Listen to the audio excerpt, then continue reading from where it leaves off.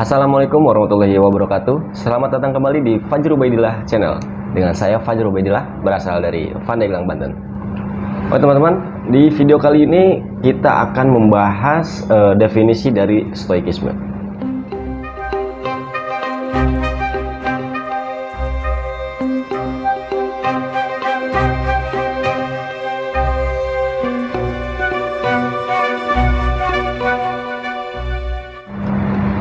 Stoik atau stoikisme adalah aliran berpikir yang gue rasa bisa membuat hidup lu tenang.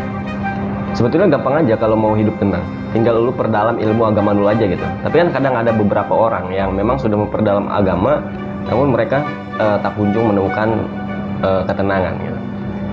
Sebetulnya agak lucu juga ya kita mencari ketenangan selagi masih kita hidup gitu. Karena selama lu masih hidup di dunia ini, lu gak akan pernah menemukan yang namanya ketenangan gitu ya. Dan gua punya alternatif lain yang mungkin gak bisa membuat hidup lu tenang, tapi seenggaknya bisa meminimalisir rasa kecewa pada sesuatu yang terjadi di hidup lu. Namanya stoikisme. Alasan kenapa gue ingin membahas stoik ini adalah karena menurut gue stoikisme adalah salah satu hal yang paling bermanfaat yang pernah gue rasakan gitu. Stoikisme bukanlah aliran kepercayaan atau bahkan agama. Stoikisme adalah sebuah aliran berpikir yang membantu lu untuk mengontrol emosi gitu.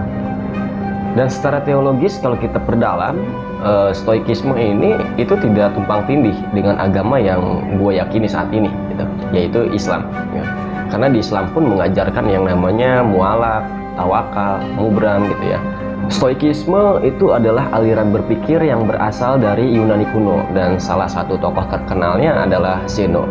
Nah, sebetulnya kalau kita ingin memperdalam stoikisme itu cukup kompleks karena cakupannya luas. Ada begitu banyak faktor dan konteks-konteks yang harus dipelajari.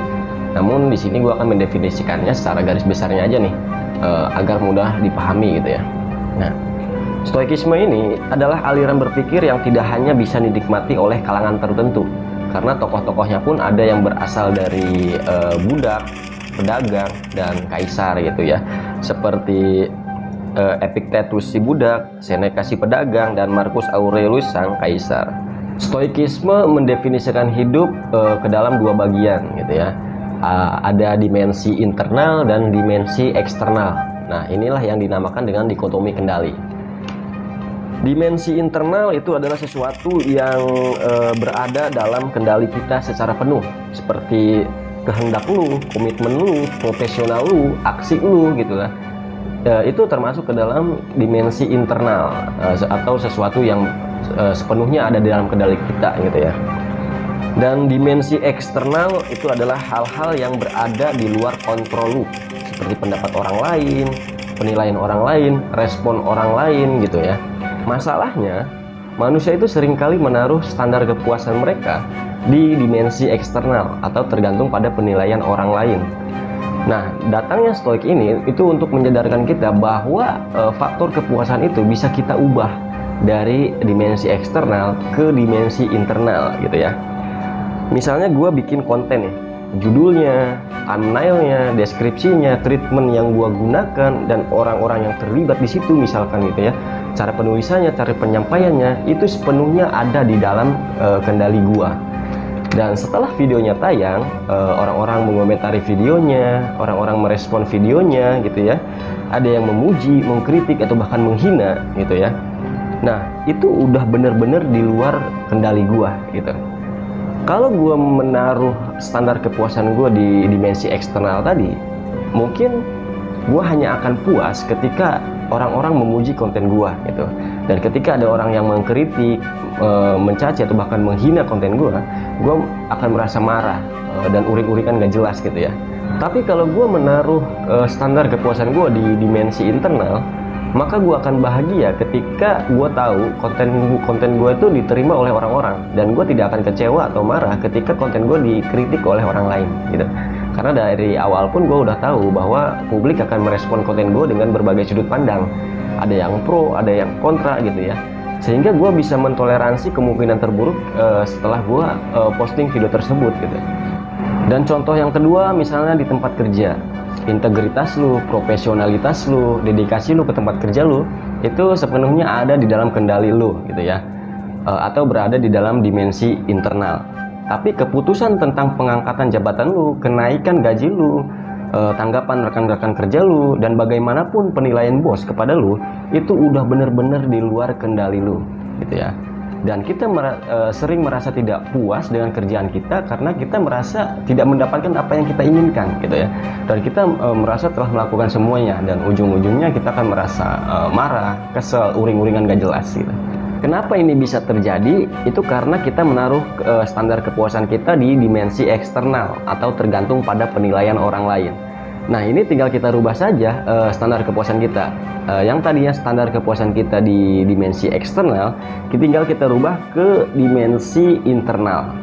Stoik juga mengajarkan kita untuk bersikap rasional dan merespon segala sesuatu dengan rasionalitas. Ketika kita akan melakukan sesuatu, kita berpikir, apa sih kemungkinan terburuknya kalau gue melakukan itu gitu ya.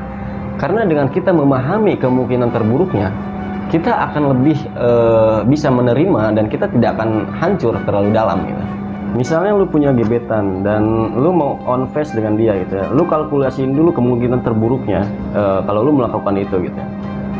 Dan ketika lu udah mengkalkulasikan itu dan udah sampai pada kesimpulan, oke, gua akan nembak dia dan walaupun resikonya ditolak gitu ya. Dan ketika lu nembak dia dan hasilnya beneran ditolak gitu, ya sudah gitu.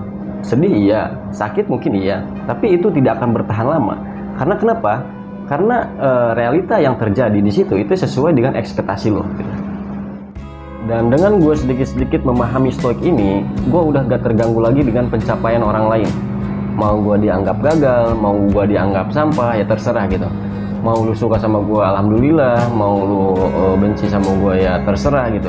Karena gue udah sampai di titik dimana gue sadar bahwa kebahagiaan itu bukan terletak pada seberapa tinggi sebuah pencapaian, tapi pada seberapa rasional sebuah harapan. Ketika yang gue harapkan 100 dan gue dapat 80, mungkin gue akan kecewa. Tapi ketika gue berharap 80 dan hasilnya 100, dan gue akan happy gitu. Jadi intinya pada stoik ini kita diajarkan untuk tidak terlalu berekspektasi terlalu tinggi gitu, memikirkan kemungkinan terburuk, dan kita diajarkan untuk memahami dimensi internal dan dimensi eksternal agar kita paham bahwa mana sesuatu yang bisa kita kendalikan dan mana sesuatu yang benar-benar di luar kendali kita. Stoikisme itu lebih ke rasionalitas dan netralitas. Jadi distraksi yang selama ini mengganggu itu bisa hilang gitu. Dan itulah definisi dari stoikisme, sebuah aliran berpikir yang dapat membantu lu menerima kenyataan. Saya Fajri Ubaidillah. Terima kasih sudah menonton. Wassalamualaikum warahmatullahi wabarakatuh. Sampai jumpa. Thank you for watching this video until it is finished. If useful to you guys, please like and share this video. If you have any suggestions for us, leave a message in the comments field. Always support us by clicking the subscribe button, because it means a lot to us. To the next video. See you.